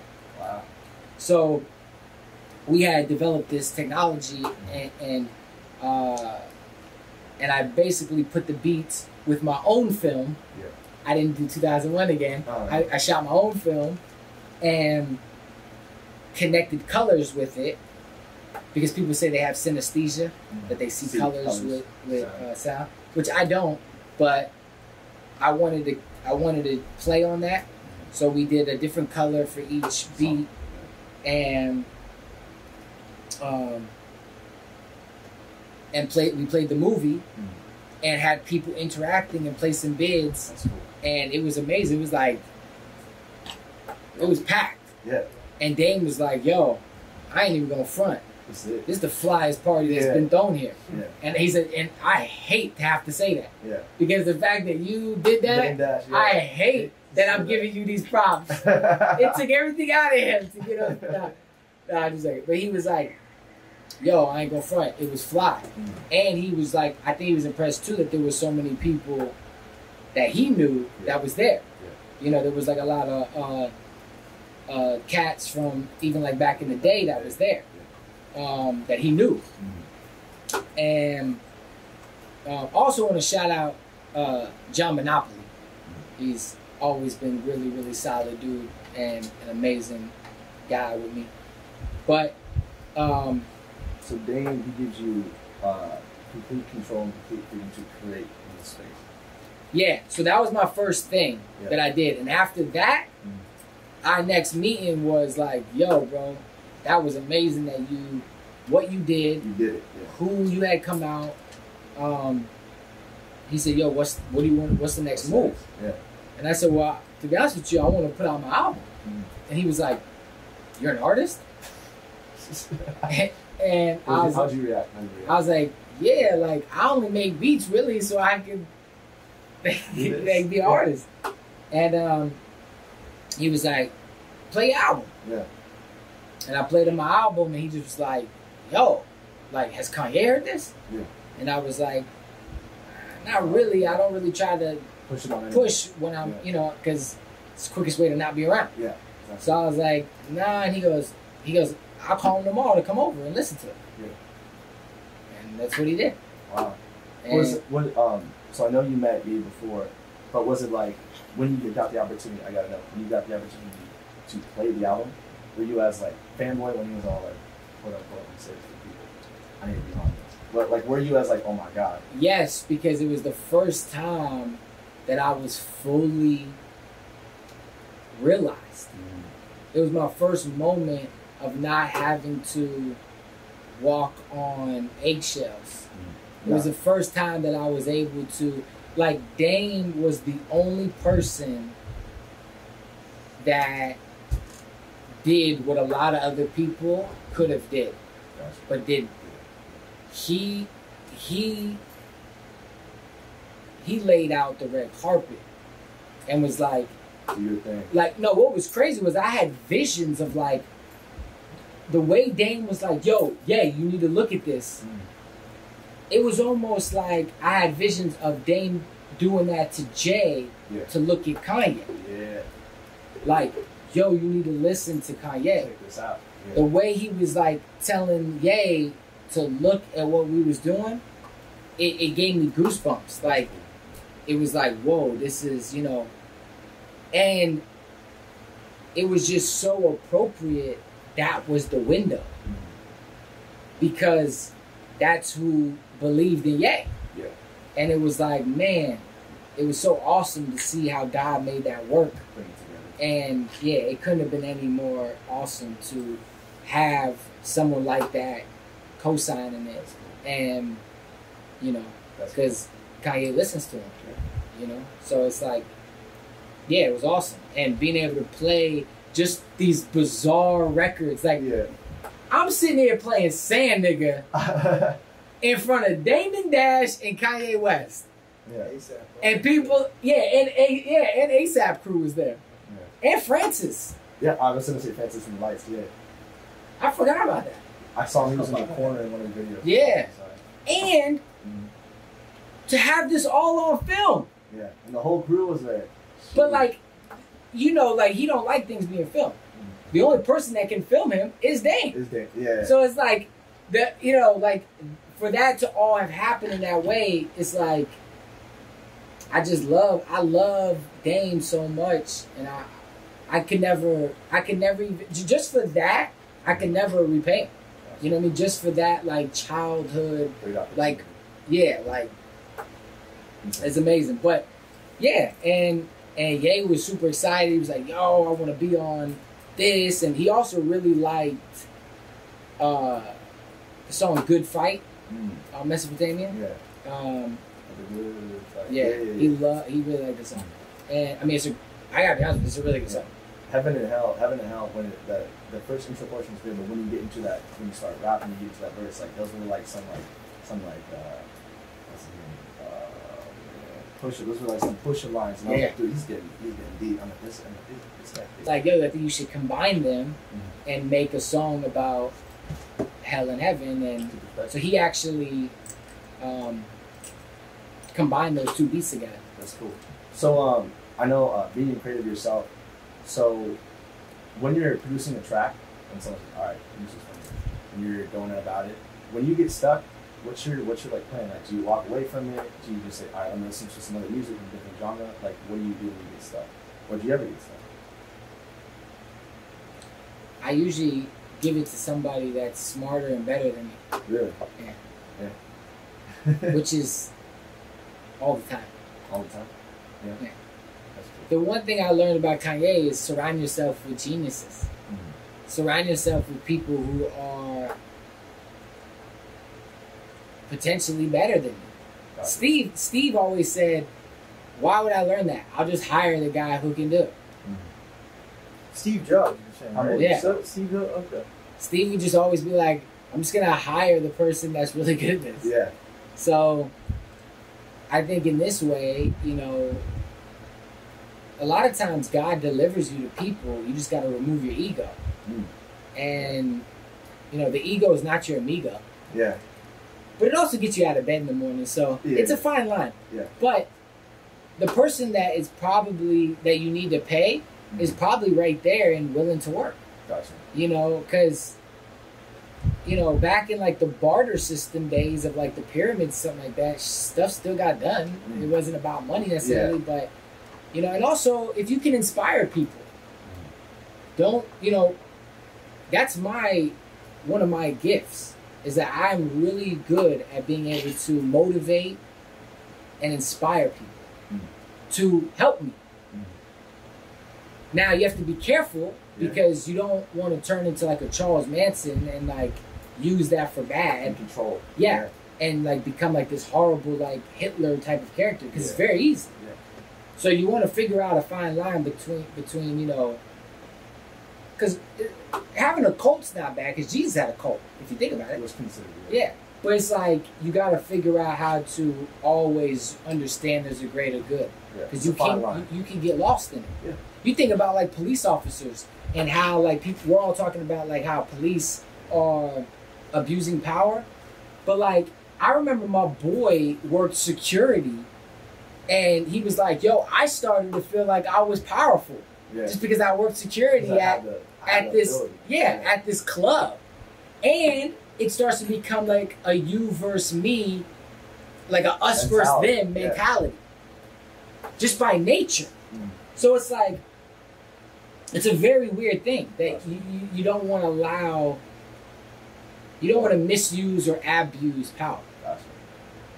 So, tell us about the new movie that's going to be coming out this summer. Oh yeah. High Highs and Low Lows. Speak on so that. Tell us about we're working on a few things, but the first thing is a really, really, really cool music video for Highs and Lows. Yes.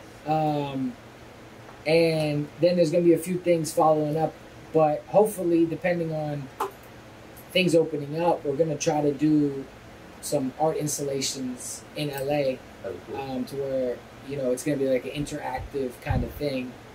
Okay. But yeah, the Highs and Lows music video,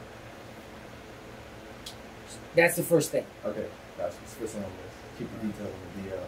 Well, no, we're just trying to figure it out. Okay. Yeah, I don't know. It's still in the works. Yeah, like there's a lot of ideas we have, but we just don't know if stuff's gonna be able to be like. I love that Dave Chappelle just did his thing because that shows that at least there's hope that people can get back together.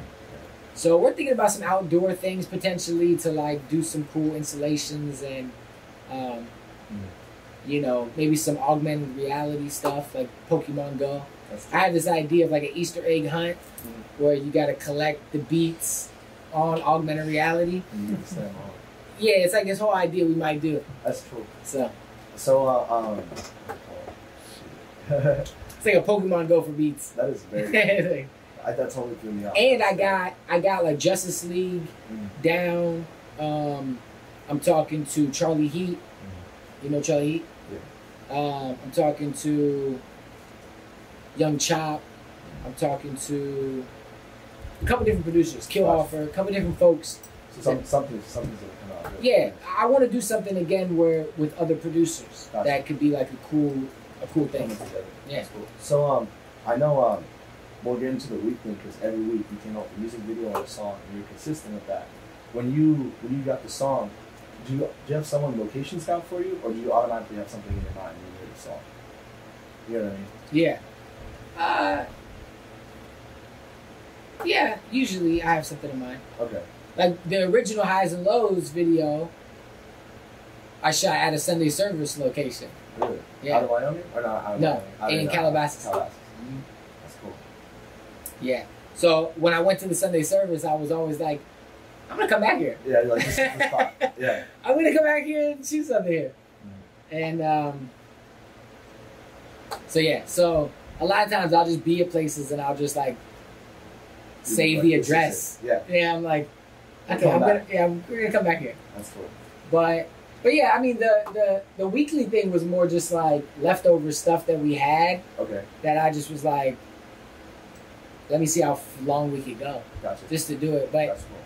Honestly, I didn't even want to put them out like anywhere. I was just putting them up on YouTube because I'm also trying to grow my YouTube channel. Yeah. And so I'm trying to like upload videos just to kind Get of things going. get things on the YouTube. That's cool. But What was that like? You mentioned Sunday service. What was that like seeing it grow to what it was? it was awesome because I saw pretty much. The first one I went to was in January when it first started, and it was indoors. Really? It was indoors with like the James Terrell. With the whole lights. Yeah, like The bootleg light lights. Yeah. Yeah. Well, they're not bootleg lights, but lights, it was like biting the James Terrell. Yeah. And then I saw it go from there, and then it was in a ranch in Calabasas. Like when DMX came, that was awesome. Yeah. I was sitting next to DMX. That's cool. I was like, this is so cool. I'm sitting next to DMX at a Sunday service. He delivered an awesome speech too. So yeah, that went. So that was out there for a while. Then I think people were complaining about all the traffic. Gotcha. So you had to relocate. I think also the horses might have been the noise. I think was disturbing the horses. Gotcha. I'm not sure, but yeah, they had to relocate again to a park in Calabasas, which is where I shot the original Hassan Khaffaf video, which we're not gonna put out anymore because we shot this new one. Yeah. But we might put them both out. We'll see.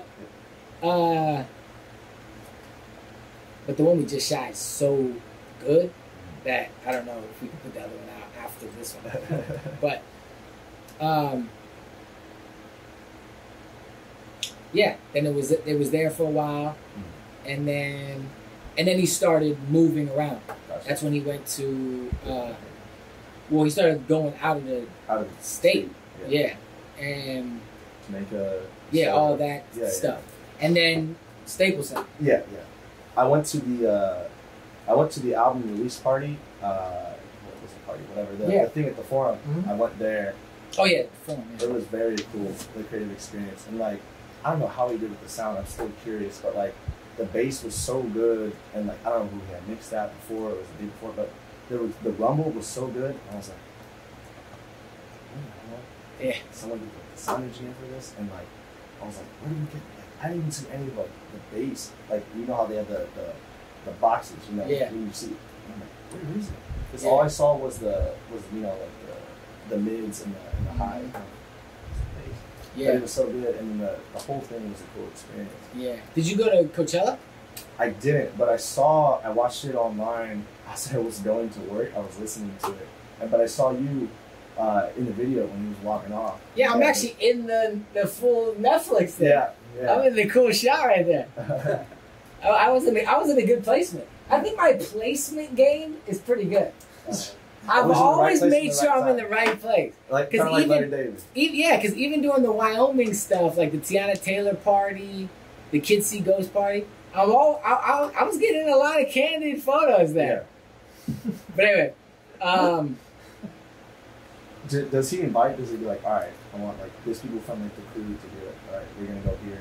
And like, how does that work? Like, so is he like, all right, Hassan, you're on this list. All right, you're gonna be inside here, or like this. No, usually I'm hitting John Monopoly. Oh really? Or hitting during that time hitting Che or hitting. Yeah, it's a scramble. Oh, okay. It's a scramble. It's not like all right, just pull it. Okay. Nah, it's a scramble. I mean, sometimes like of course. Sometimes like of course there's been situations where it's like but some stuff is just so. Like a lot of that was so last minute. Like Teyana's listening party, I believe, was supposed to be like under the Eiffel Tower, like in Paris, because Kanye was at Virgil's when he hugged him. Yeah. And then like I think he flew back like the same day to get back for Teyana's party. Wow. Because I remember we waited for him. Wow. We waited like I think he got there like 1 in the morning. Wow. And because it was on the Universal lot of the fake New York City. Yeah. Which is pretty cool. Yeah. But yeah, I believe it was supposed to be something like that. I don't know. I don't know. Maybe I'm wrong, but. Do you ever have like as a goal for an artist? You're like, all right, if I perform at the forum, all right. Like, do you have a goal? Like, I mean, of course, there'd be no greater, and I'm sure you can attest to this, my brother. Well, like there'd be no greater feeling than to like walk up on stage at the forum or the Staples Center and just press like a synth keyboard on those loud speakers. Like, I could only, it would be so awesome. It's funny because the last show that we did was 3 days before the lockdown happened, the shutdown.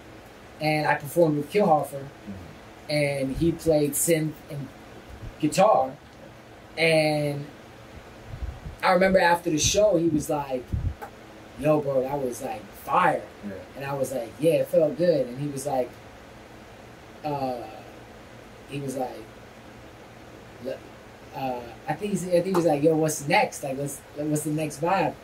And I remember saying, well, shoot, man, let's start looking at like these other theaters and stuff to do shows. And he was like, nah, bro, Staples.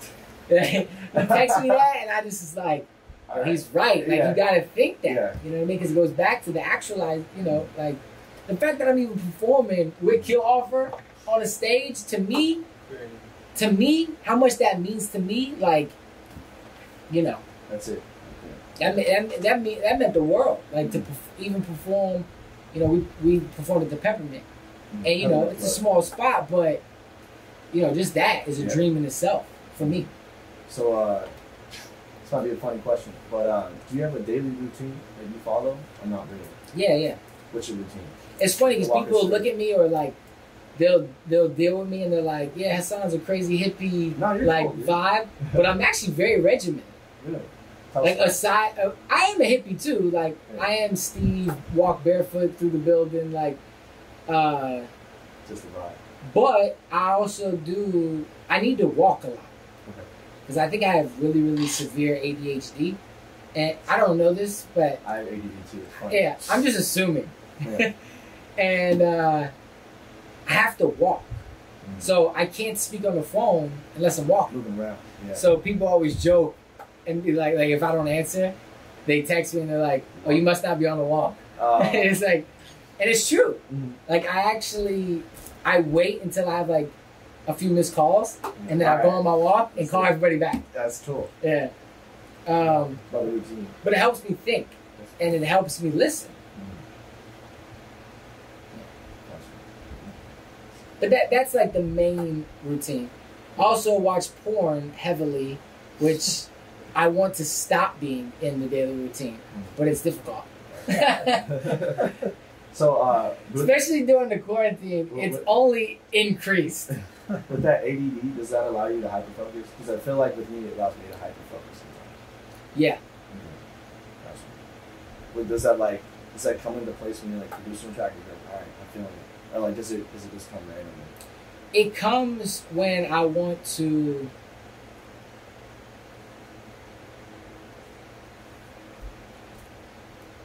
It doesn't really come that much when making music for me. Yeah. Making music is a very daunting task for me. Gotcha. I feel like when you hear something that's great, though, when you hear something that you made that feels good, that makes you fucking focus for fucking days. Yeah, it makes you happy for sure. Yeah. I'm more happy when a pretty girl feels that way about something, but it makes you feel better. But no, I think for me,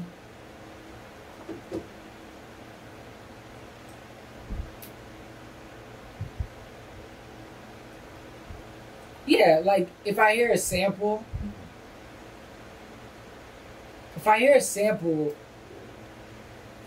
I get excited, and then, but then it becomes an ego battle. Gotcha. Because now I want to add something to this beautiful thing, and honestly, I shouldn't a lot of times. Yeah. I should deliver it to the people the same way it made me feel. So less is more. And that's the ego. The ego is that people want to add stuff and make it theirs. And make it theirs. But a lot of times, just deliver it to people the way it made you feel. So yeah, sometimes, but really, when I'm hyper focused, is when I see dots in the world that I can bridge, and it will help me walk to a place that no one thought I could go. That's when I hyper focus. When it comes to writing lyrics, like for the last album, is it coming in waves, or are you just out like the grocery store and you're like, all right, I got it? Like, how does that work for you? Yeah, like a lot of times, it's a lot of collaborative efforts too. Gotcha. So like so you'll get other people to look on it. Yeah, well the irony is like Sand Nigga was written by 5, 6 other people, but I was the only one that could say it. Gotcha.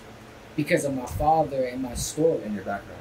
Yeah. So we always joke and say the Bible is written by a bunch of ghostwriters, but it's Jesus' album. Yeah, that's funny. And there are just a bunch of people who like saw the different perspectives. From the different point of views. But they're the writers, and it's his album. Yeah. And that's how I felt with a lot of this album. Gotcha. These were things that only I could say. Gotcha. But these people had different point of views and perspectives that helped me see it. Yeah. So, like, my one boy came to me and was like,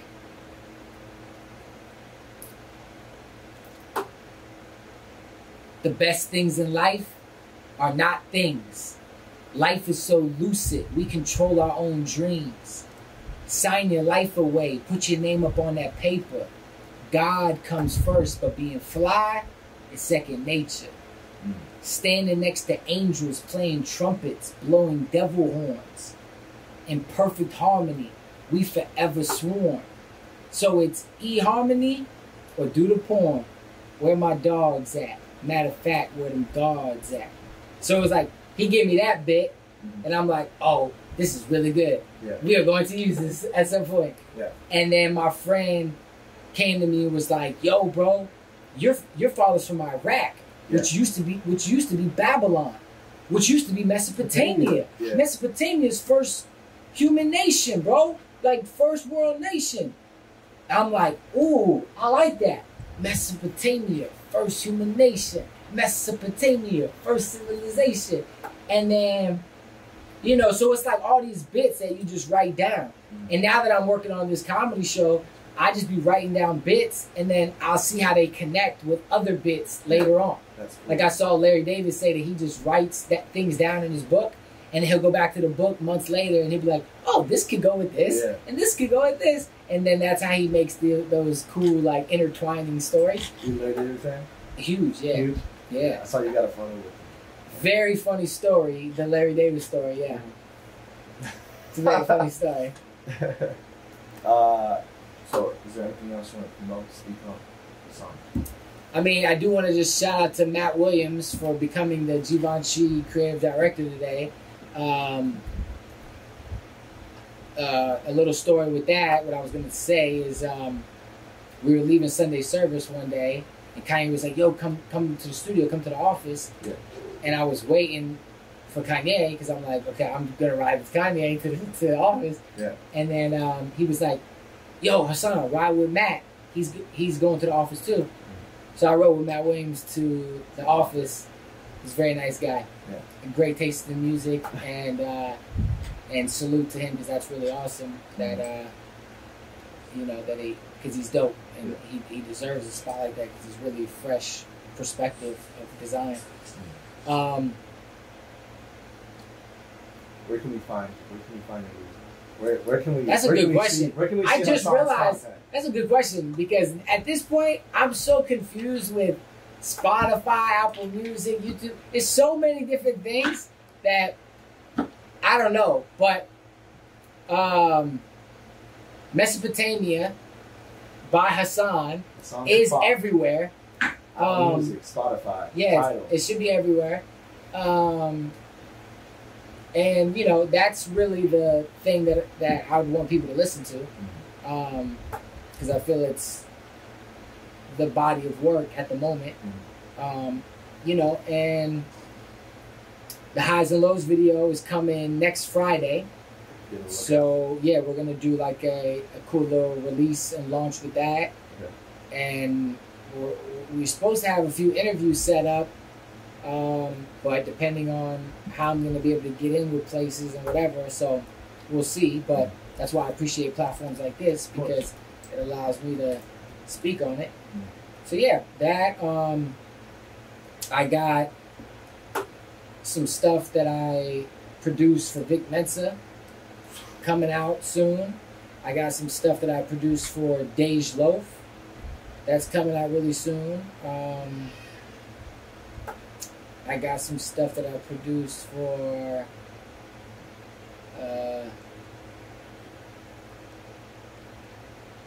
you know. I got 2 or 3 questions left for you. Yeah. But a lot of production stuff. So I definitely want people to check that out. So if you could prescribe every human being in the world to do something for a week, and how to do it, what would it be? Like if you could tell them, fine, you know, wake up from the gym. Like every day for a week? For a week. Yeah. If you could prescribe one thing, like you could say, oh, you gotta eat meat. What would you prescribe? They would do it every day? They would do it for every a day. week. Wake up. And it's For 1 week. and this is for their betterment of their life? For whatever. Anything. For the betterment. Huh. I would say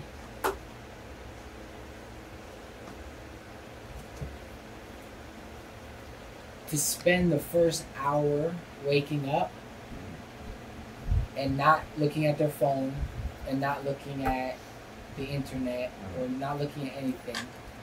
Spend 1 hour. You don't have to meditate. If you want to, you can. For maybe 10 minutes or 15 minutes or 20 minutes or whatever folks do. But don't look at anything and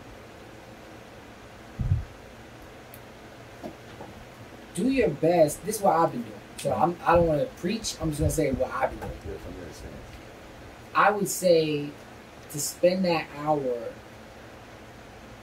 and do your best to have empathy.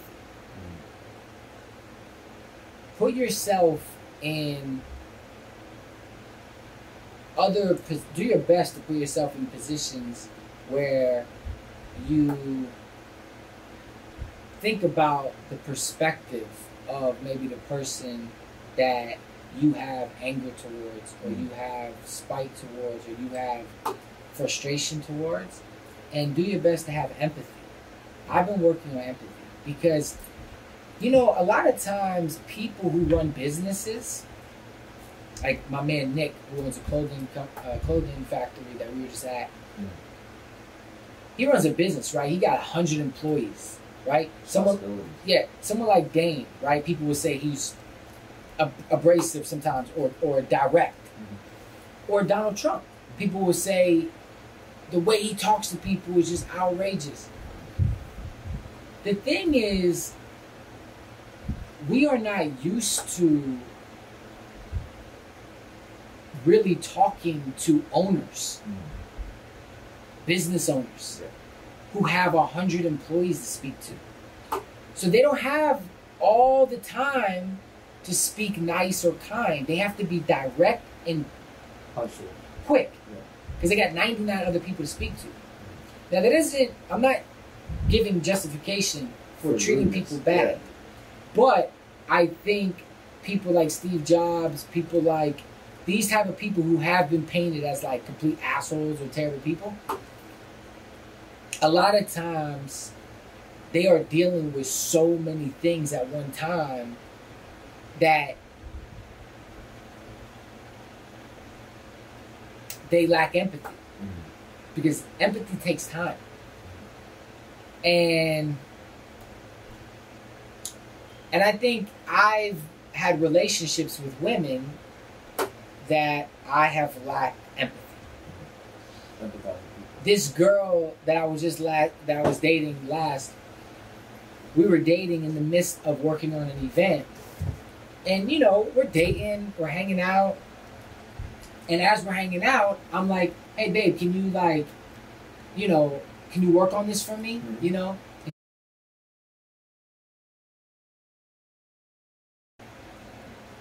Yeah, but I mean, if you're gonna be here, and we're hanging out, just you know, just do it. And she's like, I don't think you understand how rude that is to just assume that I should do this. And I was like, I mean, it just seems like, why not? We're not doing anything else, and we're hanging out with each other. Yeah. You know, just do it. And she goes, you know, and at this point she's making me mad. And then she goes, well, I need you to know, I don't work for you. And I was like, yeah, I know that, because if you did, I would have already fired you because you're not doing it right in the first place. So anyway, I think I have lacked empathy in a lot of ways. So I try now to empathize with other people. And just wake up in the morning and put myself in positions that maybe I'll never be in, but I try to look at the point of view and perspective. But it's so hard for me because when people, especially being in the music business, people will be like, Hassan, you're not being fair.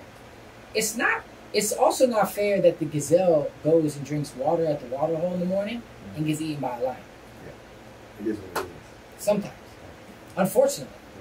So, speaking of music business, if you had to give advice to someone who was in your position before, like, you know, they just decided to go to LA, what would you recommend? First, wait, say it one more time. If you had to give advice to someone who just decided to go to LA, yeah, say, all right, I would first tell them it's nobody's business to teach you business. I would also tell them that if you have a feeling in your heart and a stance,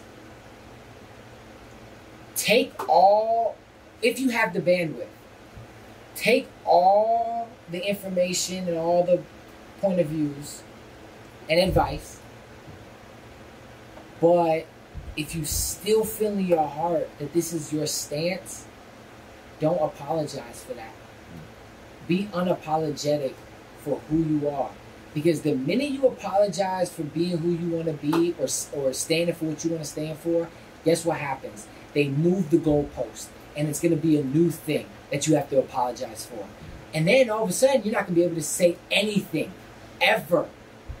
If I would have apologized for saying nigga when people called me and said I'm not going to be your friend no more, when people said I won't stand next to you, you're getting up on Big Boy standing next to Dame and saying nigga, I feel disrespected from this term. If I would have apologized at that moment, they would have moved the goalpost on me, and sooner or later, I wouldn't have been able to say anything.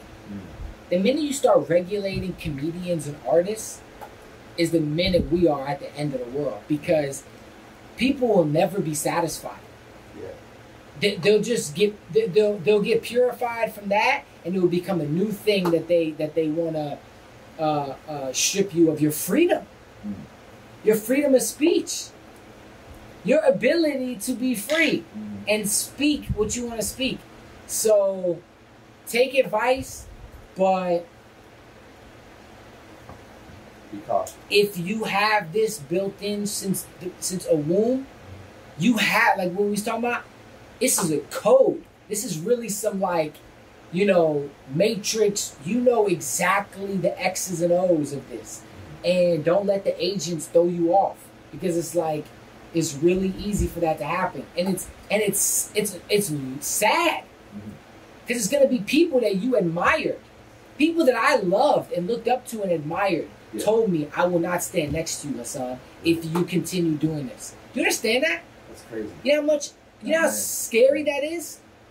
People you looked up to, people you admired, that you love, people you want to love you. But you can't disrespect yourself in order to not disrespect someone else. Gotcha. Because if I would have stopped because he felt I was disrespecting him, I'm disrespecting me. I'm disrespecting my mom, who made me made me speak my truth. People say, man, you gonna go outside after saying nigga, you gonna get beat up. I said, you must not know my mom, because if I went back home and didn't speak my truth, I'd get beat up way worse than from any of you gangsters. Alright.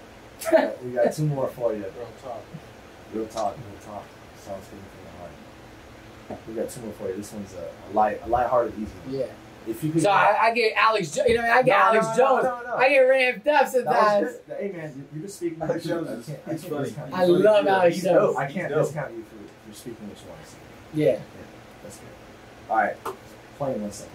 If you could go back in time and tell yourself anything or change anything throughout this whole progress, would you tell yourself anything?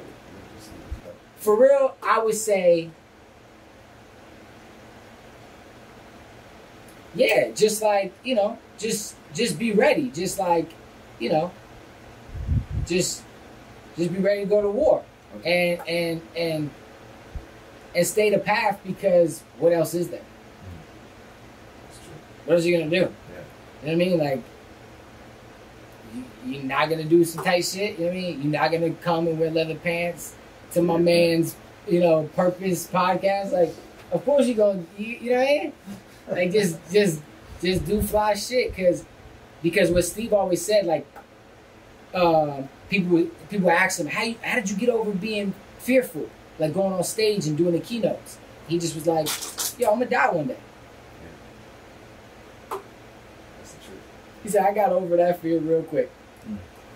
So, also, what Dame teaches me a lot is to be fearless, right? You hear this. Dame's whole thing is like, be fearless, no fear.